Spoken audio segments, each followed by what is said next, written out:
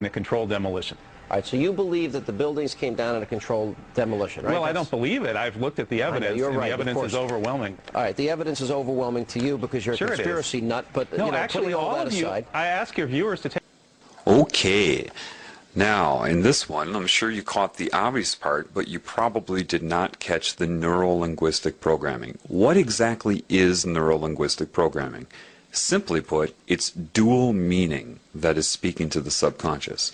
Now, of course, he's shaping public opinion by saying, it's obvious to you because you are a conspiracy nut. Well, remember now, people are very phobic of being called anything that goes against the norm. So if you agree with him, oh, then you're a nut, and people, you know, they can't escape their own ego. So that's used to shape him. What you probably didn't catch is him saying, but, you know, putting that all aside, this is neuro-linguistic programming.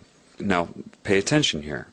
You're a conspiracy nut, but putting that all aside, what that is doing is he's directing your subconscious mind and your conscious mind to store that label, that impression of him. Put it aside. Keep that. It's called anchoring. In neuro-linguistic programming, because I've watched a little bit of it. I didn't need to watch it to pick up on how they do this, but it allows you to get some of their terminology down. They call this anchoring. Anchoring a thought, anchoring a concept, anchoring a feeling. Putting all of that aside means put that aside in your mind. He's a conspiracy nut. Do you see how they manipulate you? That's a very good lesson right there in neuro-linguistic programming. all right, the evidence is overwhelming to you because you're a Sure conspiracy nut, but no, you know, actually, putting all that of you, aside, I ask your viewers to take a look at this evidence for themselves. They can go to st911.org. That's all right, Scholars for 9/11 Truth. Take a look. Take a look at the demolitions. I know you think Morgan Reynolds, a former Bush administration official. Okay, that's pretty obvious. You see how he's treating him. Very nonchalant, irritated, bored. And I know you think you're the smartest guy in the world. This is, you know, the typical you're a know-it-all type of comment. If you watch that David Icke video where he goes back on Wogan, he draws attention to the same thing where he said, whoa, that's a cheap shot, when he said, you know it all. And the response was accurate. I'm not saying a know-it-all. But people are trained to hate people who, quote, know it all. Why? Because they want you to be dumb. That's why in society you have catchphrases that go around that people use, like, you think too much, you're too deep, you know it all. These have all become derogatory terms in this new Orwellian society. Haven't you noticed that? His response is petty and childish, but he means to be this way. It does nothing, it addresses nothing. He can't think of anything to say in response to the professor, so he has to take a cheap shot like this. I know you think you're the smartest guy in the world. That should be obvious to you, that is just overdoing it, creating, manifesting an insult, just again for one reason and one reason only, to disrupt his thinking and to program your mind on how to view him. Take a look at the demolitions. I know you think Morgan Reynolds, a former Bush administration official, says that the Bush administration blew the World Trade Center to kingdom come. That's a direct quote from a member of the Bush administration itself. I know. They blew the World Trade Center to kingdom come. The Jews were told to leave. Well, we've heard a lot of these sick, bizarre theories. Okay, so suddenly he's an anti-Semite? When did that come about? I didn't hear him say anything about the Jews. What he's doing here is he's trying to link him to anti-Semitism. That's what they want to do. Now, anybody that's really trying to speak the truth in this world has no interest in focusing on a group or even an individual. What they try to focus on is the problem in general, outside of any group or individual that may be manifesting the symptoms of the problem. But again, what he's trying to do here is, in your mind, link the professor to being part of a hate group, someone that's going to target a group or an individual and make you link the terms sick and bizarre to the professor. He didn't say anything about the Jewish community. Nothing. So catch that. See how he's trying to link the professor to it. The World Trade Center to kingdom come. That's a direct quote from a member of the Bush administration itself. I know. Blew the World Trade Center to kingdom come. The Jews were told to leave. Well, we've heard a lot of these sick, bizarre theories. And I don't believe any of them, but you're allowed to believe what you want, but that's not what's at hand here. Okay, now another thing, just to make you aware, again, of just how much they're programming your mind. To you, it looks like a man that said that's not the issue at hand here. You need to start learning their language. Their language is dual meaning, which goes hand in hand with neuro-linguistic programming. The issue at hand here, what he's doing is directing the professor to look at his hand. Now, why would he have the professor look at his hand? Well, if you look at his hand right now, you see it as what you've been told is the OK sign, right? Well, let's show you what it really means.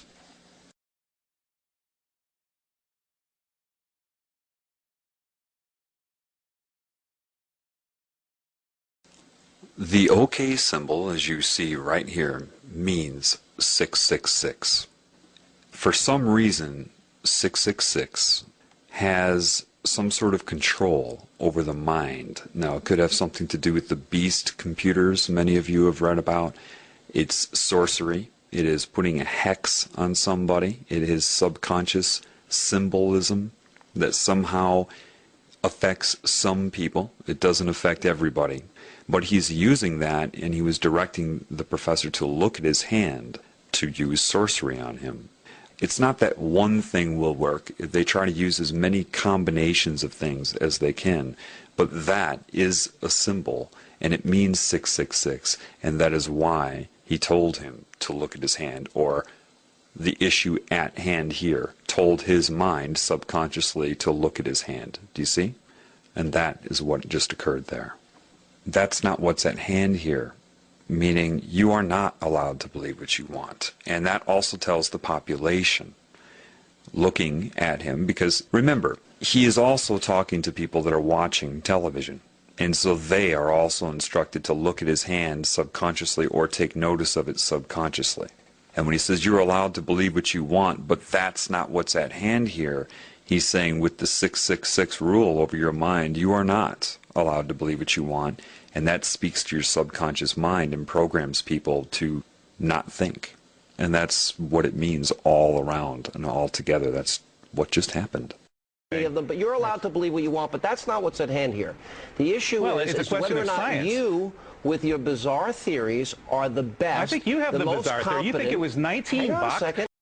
Okay, again saying his issues, his views are bizarre, right? But the reason he puts up his pinky there is because that is the weakest finger, that it would imply a small penis, not a potent man, using that in reference to him, saying that he is impotent, that he is bizarre, that he is weak, and that he is of the pinky. And that's why he chooses, of all fingers and all gestures, to speak about his theories, he puts his pinky up. And these are all subconscious sorcery methods. Again, sorcery is not some guy wearing a magician's hat.